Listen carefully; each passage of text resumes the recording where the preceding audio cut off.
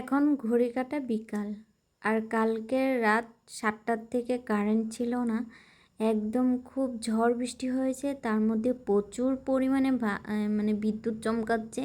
মনে হয় এত জোরে জোরে বাজ পড়ছিল, মনে হচ্ছে যে ঘরেই পড়ছিল, এত জোরে জোরে পড়ছিল। মানে এনি টাইম পড়ে যাচ্ছে, এনি টাইম কি বলবো তোমাদেরকে। তো রাত থেকে কারেন্ট ছিল না। আর কালকে রাত সন্ধ্যার দিকে যেহেতু আমি ভিডিও এডিটিং করছিলাম, তার জন্য অনেকটা মোবাইলের চার্জ শেষ হয়েছে। তারপরে যেহেতু ঝড় বৃষ্টি শুরু হয়ে গেছে, তারপরে তো কারেন্ট চলে গেছে। তো আর এইদিকে আমার মোবাইলেরও সুইচ অফ হয়ে গেছে, মোবাইল অফ হয়ে গেছে। এখন আজকে হলো রবিবার, আর এখন ঘড়ির কাঁটা প্রায় 4:30টার মতো বাজে। 8 ঘন্টার মতো হয়েছে যে কারেন্ট এসেছে।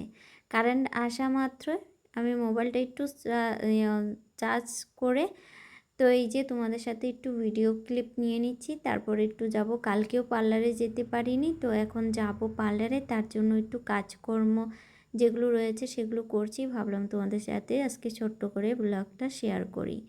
এই ছিল কালকে এই আমাদের অবস্থা আর কি। আজকে সারাদিন এই অবস্থায় চলে গিয়েছে। তো তোমরা সবাই কেমন আছো? তোমাদের এদিকে ঝড় বৃষ্টি হয়েছে কিনা একটু জানিও। যেহেতু আমরা গ্রামে থাকি, আমাদের বাড়ির পাশেই কিন্তু কারেন্টের তার ছিঁড়ে গিয়েছে। তো তার জন্য কিন্তু কারেন্ট আসতে অনেকটাই লেট হয়েছে। তো তোমরা সবাই কেমন আছো? আশা করি হয়তো ভালো আছো। আমরা এই যে চলছে।